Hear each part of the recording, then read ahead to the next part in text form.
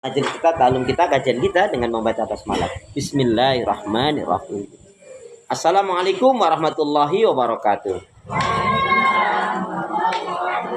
Innal hamdalillah wassalatu wassalamu ala rasulillah asyhadu an la ilaha illallah wahdahu la syarikalah wa asyhadu anna muhammadan abduhu wa rasuluh la nabiyya wa la rasula ba'da. Qala Allah ta'ala a'udzu billahi minasyaitonir rajim ya ayyuhalladzina amanu taqullaha haqqa tuqatih wala tamutuna illa wa antum muslimun.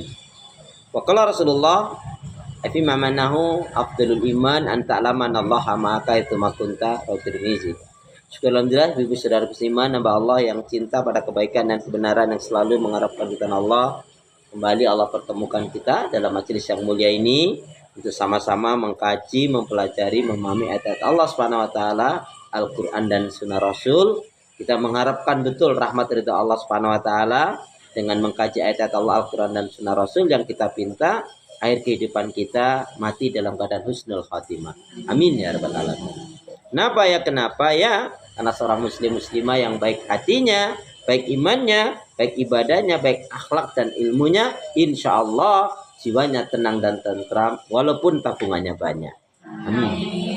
Jadi kalau mau tabungannya banyak, baikin hati, iman, ibadah, akhlak dan ilmu. Allahumma sholli ala Muhammad, Allahumma sholli ala Muhammad. Salawat dan salam semoga Allah selalu curahkan, limpahkan pada Nabi kita Muhammad sallallahu alaihi wasallam yang telah menyampaikan, mengajarkan istilah Islam dengan sempurna rahmatan lil alamin. Ibu sehat semua? Ibadahnya lancar? Tambah sabar? Makin bersyukur, lembut hatinya, harmonis rumah tangganya. Saya doakan putra putri anak cucu panjenengan makin baik, solih solihah. Amin ya Tuhan. Ibu-ibu, hari ini sebelum kita kaji dari kitab, yaitu jadi buku Tazkiyatun Nafas ini adalah kitab panduan kita kajian. Tetapi materinya tidak hanya ini saja yang akan saya berikan, juga selain dari materi dari kitab ini juga dari materi yang lainnya. Hari ini kita akan awali yaitu dari hadis Nabi tentang 6 amalan untuk menggapai surga. Itu nanti season yang kedua. Dari kitabnya season yang kedua. 6 amalan untuk menggapai surga. Ya, jadi biar ibu semakin banyak ilmu yang didapatkan. Qala Rasulullah sallallahu alaihi wasallam fi ma'nahu. Rasulullah sallallahu alaihi wasallam bersabda, ada 6 amalan untuk menggapai surga. Insya Allah kalau kita siapa saja yang memiliki 6 amalan ini, yang melakukan 6 amalan ini, insya Allah dia akan menjadi calon penghuni surga. Amin, gitu dong. Amin. Apa 6 amalan itu? Yang pertama, u'budullaha wahda wala tusyriku billahi syai'a. Satu, u'budullaha wahda wala tusyriku billahi syai'a. Kemudian yang kedua, watruku awatarku ma yakulu abaukum. Yang kedua, watruku atau watarku ma yakulu abaukum. Yang ketiga, wa ya'muruna bis shalah. Wa ya'muruna bis shalah. Yang ketiga, wa ya'muruna bis shalah. Yang keempat, wasidqu. Wasidqu. Dan yang kelima adalah al-afaf wal afaf. Nah, yang keenam adalah wasillah. Apa yang dimaksudkan dengan 6 amalan untuk menggapai surga? Yang pertama adalah wajib beribadah kepada Allah. Pelan-pelan aja ya. Wajib beribadah kepada Allah, mengisahkan, mentauhidkannya dan tidak syirik. Ini yang pertama. Dan ini kunci, Bu. Semua amalan-amalan itu tidak ada artinya kalau masih melakukan kesyirikan. Maka Rasulullah menempatkan ini, dan ini yang pertama adalah juga inti misi dari dakwanya para nabi dan rasul. Apa amalan yang pertama untuk mencapai surga? Wajib beribadah kepada Allah, mengisahkan, mentauhidkannya dan tidak syirik.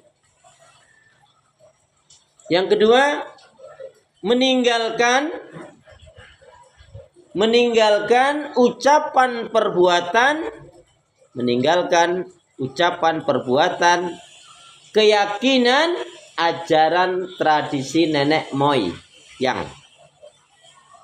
Ulangi meninggalkan ucapan, perbuatan, keyakinan, ajaran tradisi nenek moyang. Kalau sekarang aplikasinya mau perkataan ustadz, guru, kiai, syekh, habib, ulama, siapa saja kalau pernyataannya menyimpang dari Quran kita tinggal. Contohnya mengatakan semua agama sama. Atau mengatakan jilbab tidak wajib. Atau mengatakan nggak apa-apa kok boleh saja. Mengatakan selamat Natal. Padahal kita punya prinsip lakum dinukum.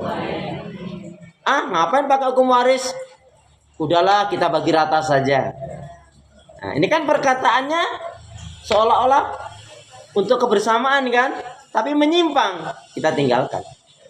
Ya, jadi kita tidak berpatok kepada siapa yang berkata, tapi ucapan perkataannya, nasihat fatwanya itu benar nggak? Masa mengatakan jilbab nggak wajib? Padahal Bu, kalau orang mengatakan sebenarnya semua agama itu sama, giliran dia kalau gitu, kenapa kamu nggak pindah agama sana? Mesti nggak mau juga kan? Ya. Kalau memang sama, ngapain kamu di sini? Saya yakin Bu, kalau itu saya sekarang pindah keluar dari Islam, yakin. Apalagi dia punya jamaah banyak, mesti ditinggalkan langsung sama jamaahnya. Ya. Ini kan dia nggak konsekuen, ya. Maksudnya apa? Ya itulah, hanya alasan untuk menghormati orang lain, agama orang lain, tapi nggak harus kebablasan juga kan? Nah, tapi Nabi sudah mengingatkan, jangan mengikuti, tinggalkanlah ucapan, perbuatan, keyakinan, ajaran, tradisi nenek moyang yang bertentangan dengan hukum Allah, yang bertentangan dengan hukum syariat Islam.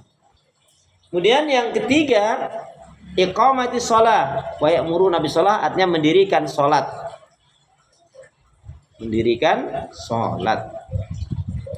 Ibu, salat itu ternyata yang harusnya betul-betul kita perhatikan, terutama salat zuhur. Salat yang hendaknya betul-betul diperhatikan, terutama salat zuhur. Ya, sekali lagi, salat yang hendaknya betul-betul diperhatikan, terutama salat zuhur, asar, maghrib, isya, dan subuh. Iya toh? Iya. Karena kalau enggak, ini Bu, Islam, ada yang mengatakan Islam itu isya, subuh, luhur, asar, maghrib. Islam, isya, subuh, luhur, asar, maghrib. Islam hilang i-nya, jadi Islam. Udah gak Islam lagi. Berarti gak sholat isya, berarti udah gak Islam lagi. Islam hilang s-nya, jadi Ilam. Ya gak Islam lagi. Islam hilang l-nya, Islam. Artinya ya kalau orang Islam itu minimal 5 waktu tidak ditinggal. Walaupun ada yang gini, yang sholat subuh 5:30, alhamdulillah saya sholat subuh 5:30 daripada jam 6.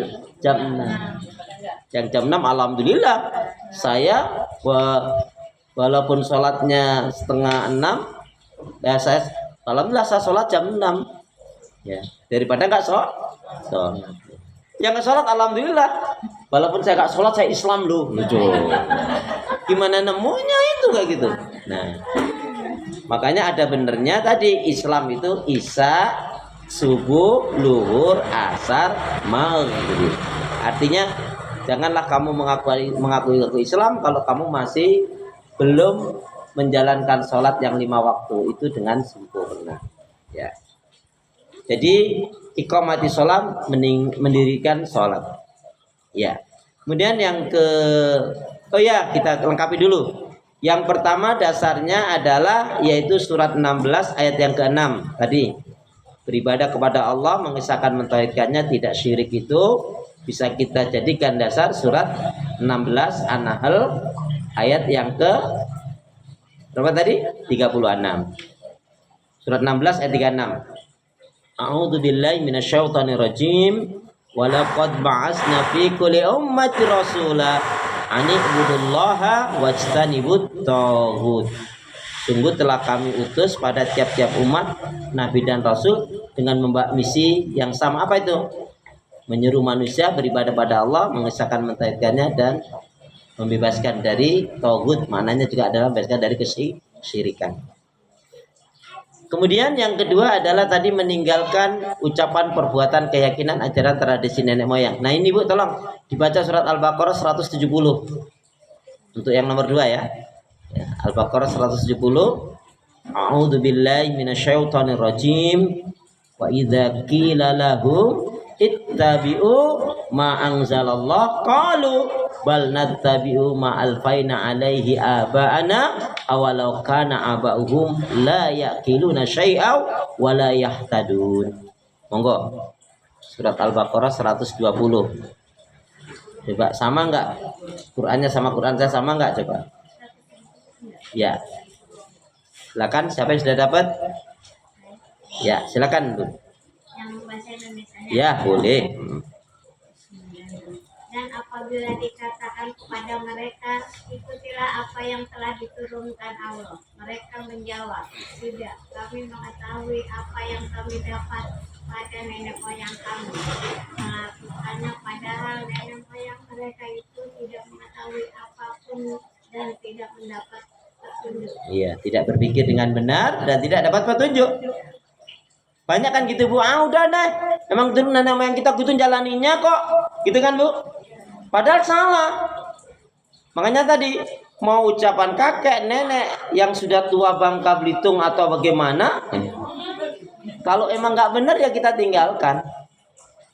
Tapi kalau kita punya orang tua, tetap kita harus menghormatinya. Tapi tidak boleh mengikuti, menjalankan apa yang diperintahkan kalau menyuruh maksiat dan dosa, apalagi melakukan kesyirikan. Kenapa? La ta'ata li makhlukin fi maksiatil khaliq. Tidak ada ketaatan di dalam berbuat maksiat dan dosa kepada Allah. Jadi tidak ada taat kepada manusia, kepada orang tua kah, pada suami kah, pada siapa saja. Kalau menyuruh, memerintahkan pada kesyirikan, kemunafikan atau menyuruh kita melakukan kemaksiatan dan dosa. Baik. Kemudian yang ketiga tadi adalah iqamati sholat, mendirikan sholat. Coba kita perhatikan kaitannya dengan sholat surat surat Maryam. Ya, surat Maryam surat 19 ayat 59. A'udzu billahi minasyaitonir rajim. Fa khalafa min ba'dim khalfun 'adha'u shalah wa taba'u syahawat fa sawfa yalqauna ghayya. Surat Maryam surat 19 ayat 59. Fa khalafa min ba'dim khalfun 'adha'u shalah wa taba'u syahawat fa sawfa yalqauna ghayya. Maka akan datanglah pengganti-pengganti yang buruk, yang mengabaikan sholat, yang memperturutkan hawa nafsu yang rendah, maka mereka pasti akan menemui kesesatan. Jadi gini Bu, kata Ibnu Abbas, ada yang mengatakan kaitannya dengan ayat ini. Ibnu Abbas mengatakan apa? Sungguh yang dimaksudkan dengan ayat yang mulia ini adalah barang siapa yang dengan sengaja dia suka menunda-nunda mengakhir-akhirkan sholatnya, maka sebenarnya dia telah berbuat maksiat dan dosa. Ibu kalau terlambat sholat nyesel nggak? Betul. Cius. Walah. Ibu kalau nggak sholat tahajud, sedih mana? Ibu nggak sholat tahajud atau ibu nggak sholat atau kehilangan uang 100.000?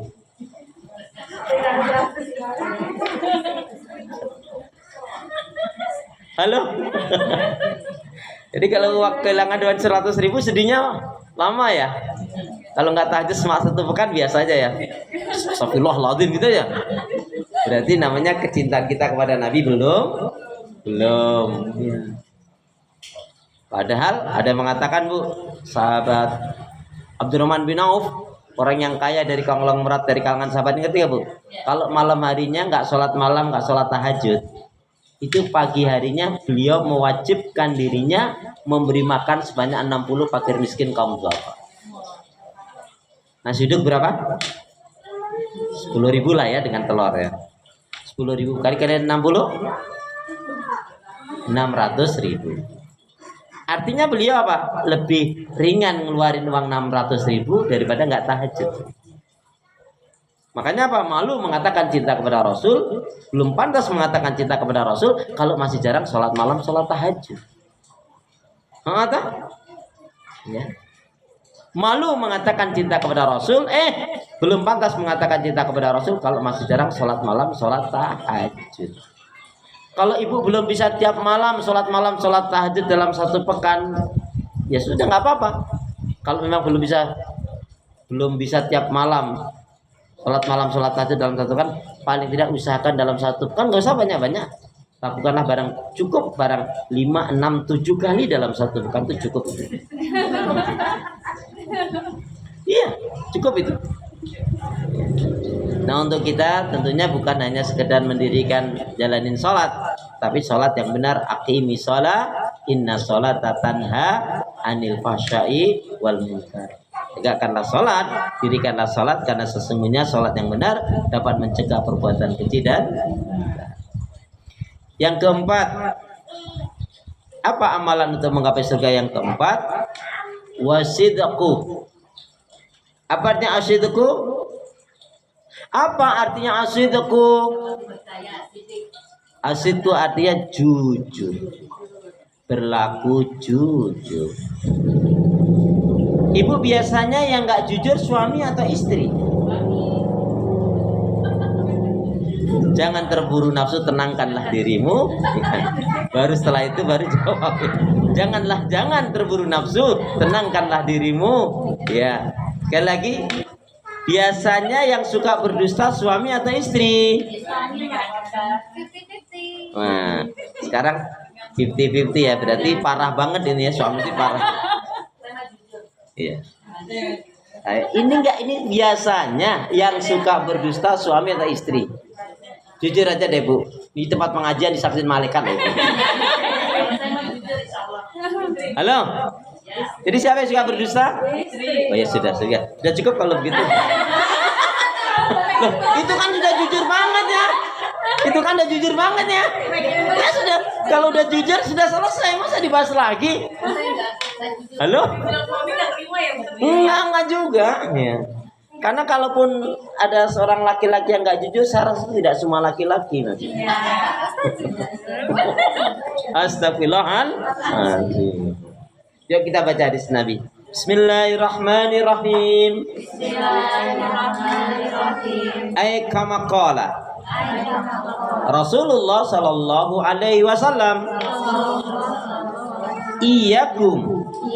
Iyakum wal kadiba fa innal kadiba mujanibun lil iman. Jauhilah oleh kalian akan berbuat dusta, karena sesungguhnya dusta itu akan menjauhkan dari keimanan. Jadi setelah hari ini jangan ada dusta. Mama minta uang, nggak ada. Padahal ada, itu pernah sering. Astagfirullahaladzim, istighfar Bu, istighfar. Suami tanya baik-baik, Ma Bu, dek, yang uang belanja masih gak habis? Padahal masih, itu juga teman, sahabat, saudara, tetangga datang, assalamualaikum, Ibu, punten, aduh mohon maaf, tolong dong saya dipinjemin uang, saya lagi butuh nih. Aduh maaf, nggak ada. Padahal ada, itu pernah juga. Astagfirullahaladzim. Jadi intinya jangan dusta lah Bu. Dusta itu Bu, kata kuncinya gini, innahu la yastaqimul abdu imanan. Innahu la yastaqimul abdu imanan. Seseorang itu innahu la yastaqimul abdu imanan au qalban saliman. Sesungguhnya seseorang itu dia tidak akan memiliki iman yang benar, nggak akan bisa menjadi orang yang benar-benar beriman, dan tidak akan bisa memiliki hati yang baik, hati yang bersih, sehat dan selamat, kalau dia tidak meninggalkan dusta, atau dengan kata lain, kalau dia masih punya hobi berdusta. Na'udzubillah. Kenapa orang yang dusta itu Bu jelas dicabut nggak akan diberi deh ketenangan hidup dan keberkahan hidup oleh Allah. Kecuali dia mau tahu. Orang berjualan itu kadang-kadang untung banyak, tapi kadang-kadang dia pakai dusta juga loh Bu. Makanya sampai ada yang demi Allah modalnya aja belum dapat, kalau dia sudah untung kan? Nah, itu kan dusta banget itu. Ada kan? Itu biasanya ibu-ibu atau bapak-bapak gitu. Iya, biasanya ibu-ibu atau bapak-bapak itu. Wah, sama aja. Nauzubillah min. Ngeri loh Bu tadi. Selamanya seseorang itu tidak akan memiliki iman yang benar. Tidak akan memiliki iman yang benar. Tidak akan punya iman yang benar.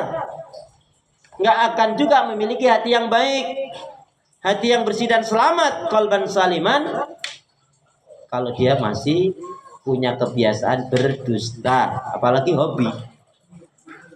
Aduh, saya kalau nggak dusta satu hari kayaknya rasanya gimana gitu. Alhamdulillah. Baik, yang kelima, amalan untuk menggapai surga, al-afaf. Al-afaf, apa artinya al-afaf? Al-afaf. Ayo pura-pura bikinnya jangan terlalu lama. Ini kayaknya bukan orang Arab ya. Al-afaf artinya memaafkan. Masya Allah, jawabannya baik sekali. Tapi mohon maaf, bukan itu yang dimaksud. Anda boleh mencoba lagi. Jadi al-afaf apa? Nggak apa-apa, saya tunggu sampai maghrib ya. Al-afaf artinya orang yang mensucikan hatinya, orang yang mensucikan jiwanya. Makanya ini kita kaji nih bukunya ya, Tazkiyatun Nafas, Tazkiyatun Nufus. Orang yang mensucikan qalbu, orang yang mensucikan jiwanya, orang yang mensucikan hatinya. Mana al-afaf itu juga ada yang mengartikan Bu apa? Orang yang menjaga kehormatannya dengan meninggalkan yang haram. Itu al-afaf. Bisa juga maknanya orang yang menjaga kehormatannya dengan meninggalkan yang dilarang dan diharamkan Allah Subhanahu wa taala.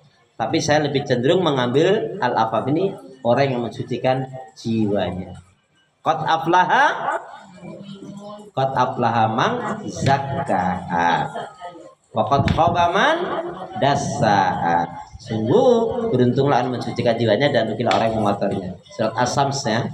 Surat As-Sams ayat yang ke-9 dan 10 ya, 10 11 itu.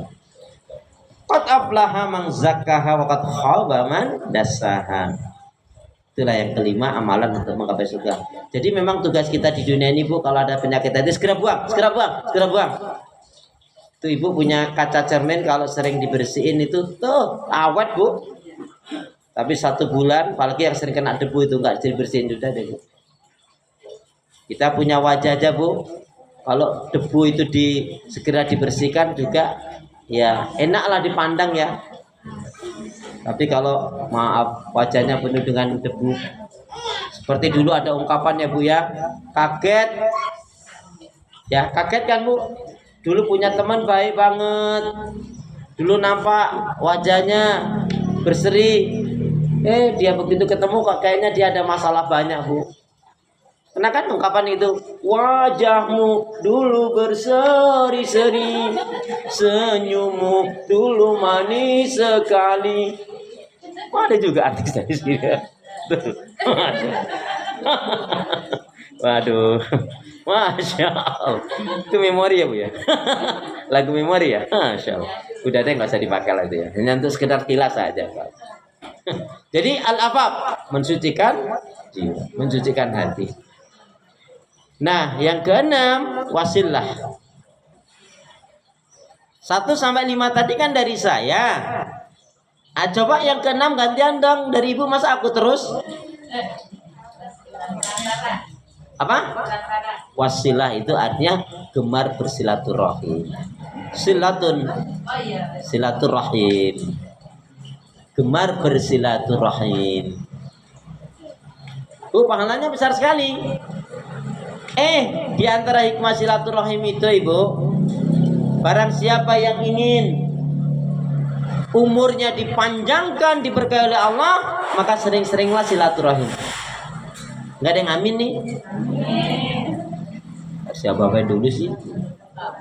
Yang kedua, barang siapa yang ingin dimudahkan, dimurahkan, dilapangkan rezekinya, sering-seringlah silaturahim.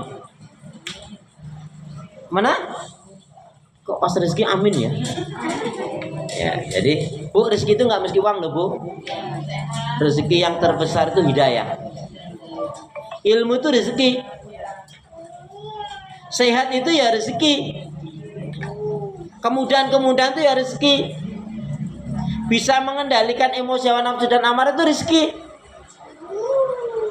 Makanya Ibu kalau bicara infak, sedekah itu nggak harus pakai uang Bu. Ya, infak sedekah itu nggak harus pakai uang.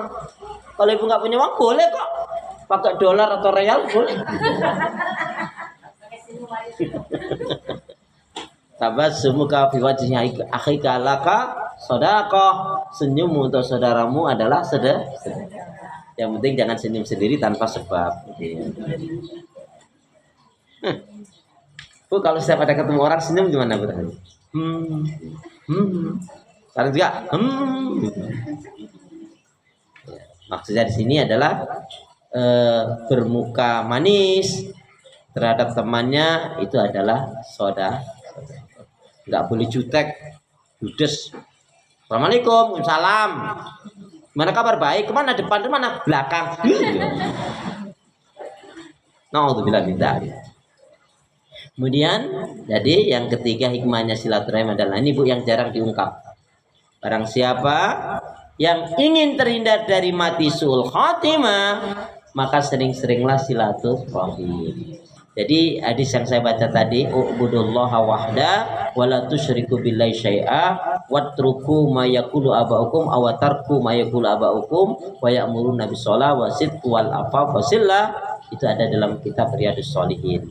Di dalam itu ada yang memberi judul babnya bab asidku, bab kejujuran, tetapi saya lebih cenderung yang memberi judul Abwabul Jannah, pintu-pintu untuk menggapai surga, atau 6 amalan untuk menggapai surga.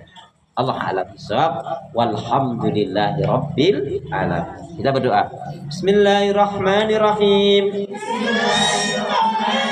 Allahumma khtim lana bil Islam wahtim lana bil iman wahtim lana bi husnil khatimah. Allahumma khtim lana bil Islam wahtim lana bil iman wahtim lana bi husnil khatimah. Ya Allah, akhirilah kehidupan kami dengan Islam, dan akhirilah kehidupan kami dengan iman, dan akhirilah kehidupan kami dengan husnul khatimah. Ya Allah, ya Arhamar Rahimin, janganlah kau matikan aku kecuali setelah amal ibadahku lebih banyak dari dosa-dosaku. Ya Allah, ya Arhamar Rahimin, jadikanlah aku hamba yang sabar, syukur, taat ibadah, istiqomah dalam kebaikan dan kebenaran, dan matikanlah dalam keadaan husnul khatimah. Ya Allah, ya Arhamar Rahimin, jadikanlah aku hamba yang sabar, syukur, taat ibadah, istiqomah dalam kebaikan dan kebenaran, dan matikanlah dalam keadaan husnul khatimah. Ya Allah ya Arhamar Rahimin, berilah aku hati yang bersih, pikiran yang jernih, lidah lisan yang selalu jujur, akhlak yang mulia, hidup dan mati dalam ketaatan, keimanan, ibadah, sabar, dan syukur. Amin ya rabbal alamin. Subhanakallahumma bihamdika asyhadu an la ilaha illa anta astaghfiruka wa atubu ilaik. Niat yang baik sudah tunaikan, beramal saleh jangan tunda-tundaikan, sepatikan gabus, lebih cepat lebih bagus, berungiran bercendrawasih. Cukup sekian, terima kasih. Assalamualaikum warahmatullahi wabarakatuh.